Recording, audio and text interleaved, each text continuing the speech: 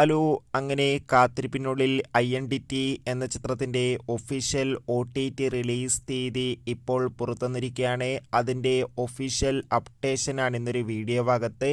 വീഡിയോയിലേക്ക് മുൻപ് video like ചെയ്യുക, ചാനൽ സബ്സ്ക്രൈബ് ചെയ്യാൻ വേണ്ടി ശ്രമിക്കുക.